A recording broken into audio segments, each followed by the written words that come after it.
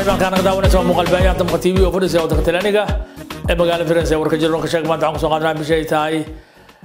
27 bishii 6 2023 warka jiroon ka sheeg maanta waxaan rabaa inaan ku soo qaato madaxweyne Xasan Sheekh wuxuu goostay in loo la dagaalamo musuqmaasuqa wuxuu goostay in uu maamulka iyo maareynta xisaabaadka maamulka dawladda oo saxo anaga waxaan ka ballan qaadaynaa inaan ku soo dhaweyno waxaan ka ballan qaadaynaa in aan garabkaada soo istaagno wax badan ayaa waxaan ka hadalnay musuqmaasuqa wadanka ka jiro haddaad goosatay in aad musuqmaasuq la dagaalantid la jenta tahay taariikha ka tagaysaa laakiin haday tahay afka baarkiisa aad rabtid in aad suuqa ku gashid wax shaqeynaya ma waxa laga rabaa sidaad u goosatay in musuqmaasuq aad la dagaalantid waxa rabnaa inay ka soo muuqato sida ay kaga soo muuqan kartana waxa waaye waxaad afka ka sheegaysid horta waa inaad sharciyeysaa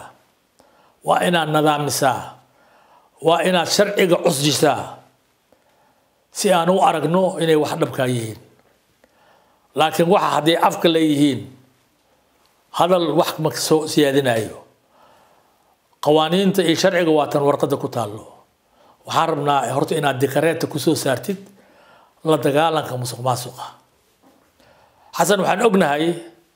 saddex hindi sharciyeed ee ninkii ka horeeyay oo siixay farmaajo inkastoo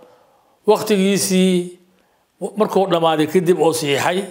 laakiin saddexda hindi sharciyeed saddex la qaada kare ahaayeen adi waxa ku qoonsatay ani ma aqaano saddexdaas hindi sharciyeed waxay ahaayeen la dagaalanka musuqmaasuqa waa tuurtay hay-adii sharciyada la sameeyay waa tuurtay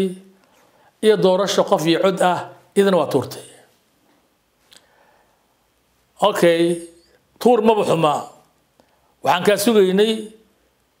taasoo kale inaan noo dhistid aad samaysid markii guddiga musuqmaasuqa hadduu jiro nin baxsa karo nin dhuuma kara male guddi aan leenahay oo musuqmaasuq ayaga abaarayaan hadda dhowrka guudna waa ka howlgalaa waxaana loo baahan yahay in la helo guddigaas musuqmaasuqa waxaa la rabaa inay ahaadaan dad wax ilaa garad ah oo meelaha wax laga hadleeyo og second hanti dhowrka guud waxaan rabnaa kaligiis inuu meelaha bowbowleeya ma aha waxaa la rabaa economistiyaal iyo dad rajoneeriye ka baxay xisaabaadka bartay in ay garbaha uga jiraan kelmadaas waxaan u leeyahay waxa waaye musuqmaasuqi guddiga musuqmaasuqa waa daadisay mid kale ma dhisin guddigii sharciga oo sharciyey lahaay wax kasto oo meesha ka soo baxo oo ka madax bannaan dawladda meeshaad ka saartay guddigii doorashadana meeshaad ka saartay waxaad ku bedeshay kaasna koo 7 nin aad ku hadasheen oo maamul goboleedyo idinkoo ah in aad ku hadasheen aad rabtiin in aad wixii dhammaay dastuurka iyo nidaamka aad ku bedesheen marka Xasan Sheekh waxa laga rabaa dadkoo dhan yahay arkin inay yihiin ignoranti dad sheemiya oo waxba aan fahmaynin dadkoo dhan ha arkin markii wax kasto buugtay ku yaalaan waxaa laga rabaa inaad u dhaqantid waxaad adiga tahay ama aad sheeganaysid inaad tahay leergarad oo maanta PhD ku haysto nabadeenta ummadda Soomaaliyeed oo ama nabadeenta kulli meel kasta taayba waxaa tahay ninkii looga baahnaa inuu maanta Soomaaliya nabadeeyo maadaama aad hor u tiri waxaan ka soo shaqeyn jiray nabadeenta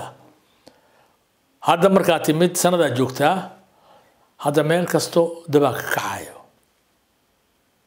حسن اسكو نقو نفط هذا الحساب تن annaga midaan kuu sheegayna ma aha inaan ku necebnahay laakiin waa midaan kuu sheegayna waxa waaye maanta mas-uul aad tahay waxaad mas-uul u tahay ummad Soomaaliyeed oo 32 sano dhibaato lugaha kula jiray waad aragtay 5 sano ee la soo dhaafay waxa qayl ka baxay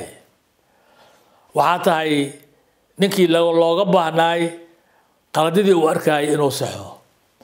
qaladii ka sii xun inaad gashid fair ma aha waajibna ma aha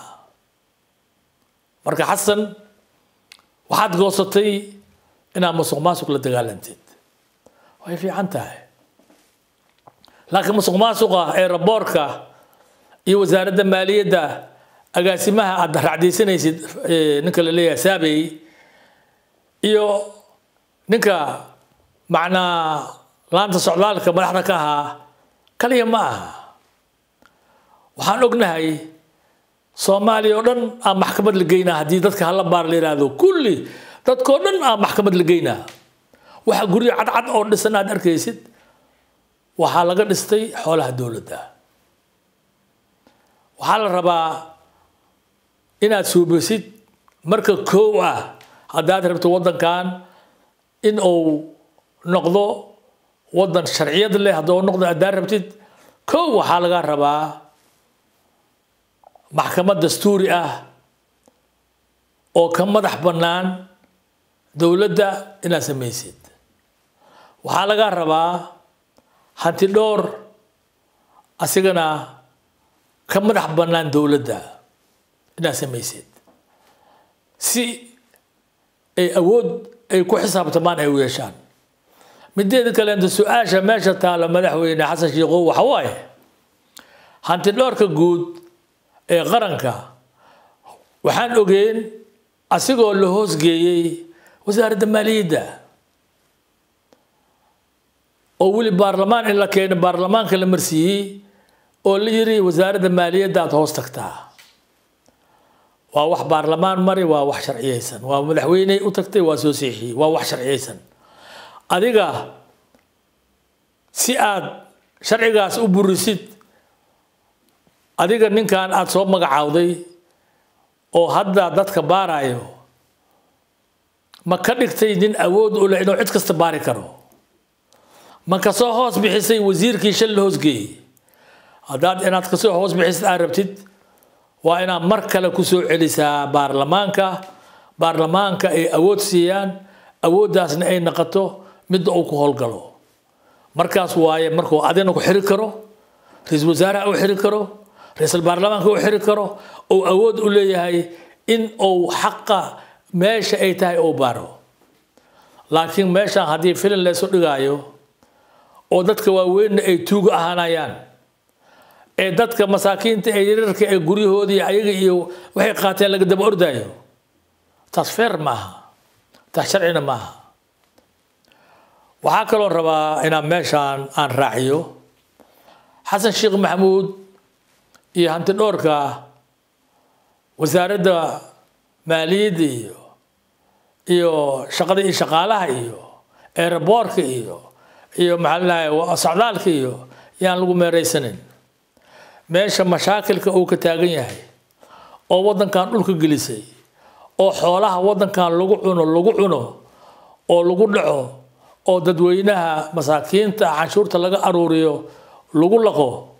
waa gobolka banaadir gobolka banaadir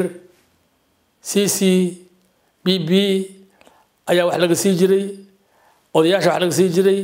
hoteladan dhisan oo dhan mushaarada iyo lacagaha laga cuno ayaga bixi jiray meesha lacagta lagu lunsaday lagu waxeeyay waa gobolka banaadir waxa la rabaa hanti dhowrka meelaha iyo warwareegine horta gobolka banaadir broosimaha la dhigo gobolka banaadir boorsa lagu qaadi jiray madaxtooyada la geey jiray kan hadda jooga ha ahaado kii meesha ka tagay ha ahaado waxa kaliya oo meeshaas xoogaa maanta lacag oo xari mase oo qaatay aan la dhigi karin waa shariifka bas